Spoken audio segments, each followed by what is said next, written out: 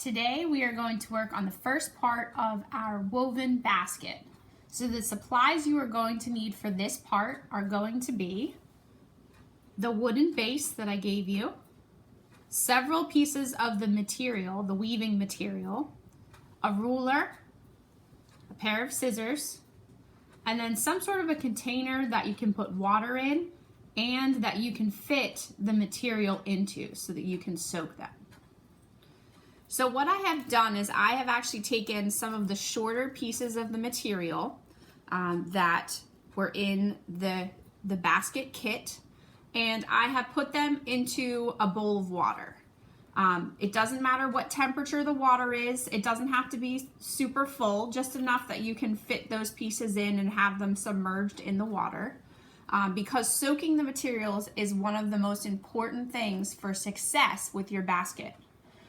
If I take a little piece of this and I cut it off, okay, this is dry, and if I try to bend it, okay, it breaks.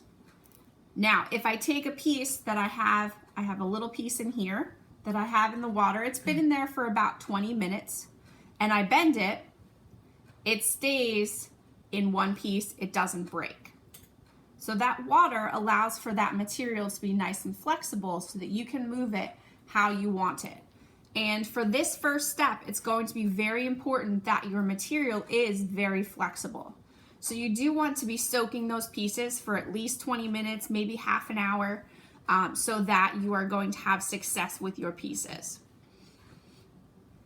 If you wish, you can take those pieces and you can cut them, which I'm going to show you the cutting.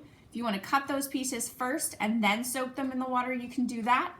Or you can just soak your pieces and then cut them when they are soaked. I just have them soaked so that I can make my filming easy.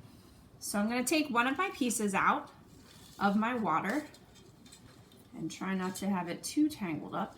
I'll take a different one. There we go. And you are going to need 11 pieces. I'm going to move this dry one out of the way. You're going to need 11 pieces, and these pieces are going to be 11 inches long. So as I said, I took some of the shorter pieces from the kit that I had created. You want to make sure you're keeping the longer pieces of your material for your weaving. So take those shorter pieces so that you can cut them into what are going to be called the stakes, which is what you're going to be weaving around. So I just want them to be 11 inches long. And what I usually do is I'll use my ruler to get the first one for my 11 inches. And then I just use that piece to cut the remaining ones.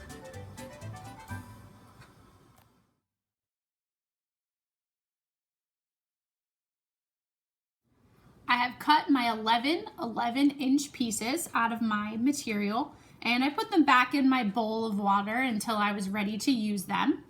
And what we are going to be doing is we are going to be basically installing the stakes. So they're going to be the pieces that run from the bottom of the basket all the way up to the top, and that's what you are going to be weaving back and forth between.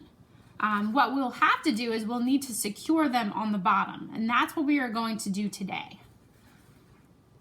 So I have my base here, and what I want to do is I'm going to just be taking my pieces out individually, and I'm just going to feed them through those pre-drilled holes. And what I want to do is have about 2 inches sticking out from the base of the basket, that wooden base. If you want to use a ruler, you can do that. Okay, so I'm actually just about 2 inches. Or if you want to just use your thumb, if you have the length of your thumb, that's going to be about 2 inches.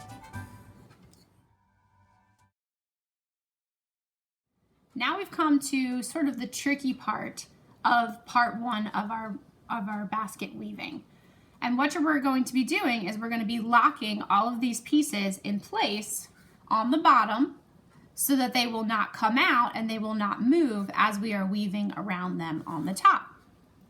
So what you want to do is just choose one of the stakes. Doesn't matter which one, just choose one. and you are going to be folding it so that it is matched up with that base. And that's why it's really important that these pieces are very soaked and very flexible. What you may want to do is just take a little piece of material, sort of like I had when I was demonstrating how it can break very easily. Just put that in your water and you can kind of play around with it and make sure that you can fold those pieces rather than having a mistake with your stakes that you have cut.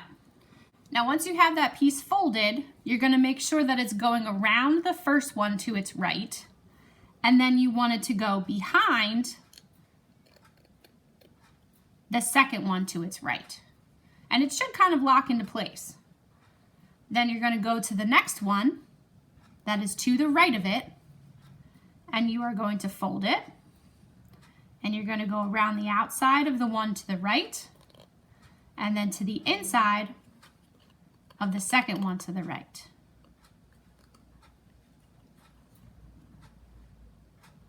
Fold, around, behind.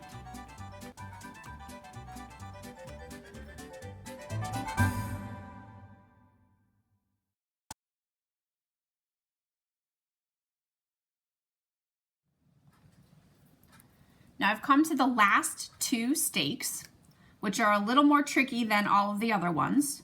The first one is not as tricky. You're just going to go around that first one, and then you just want to kind of bend it so that it goes behind what would be the second one to the right. Now the last one involves you going in front of the one that's right next to it, and then what you have to do is just kind of push that stake so that you get a little bit of a space so that you can then tuck it under.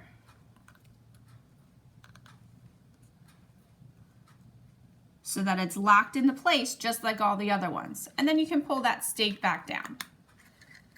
And then what I like to do is actually pull that one right out. That's okay. We can just stick it back in.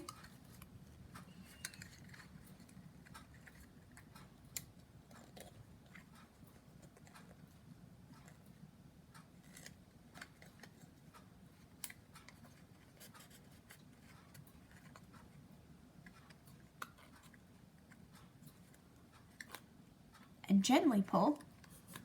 All right, so just gently pull so that there's really no spaces.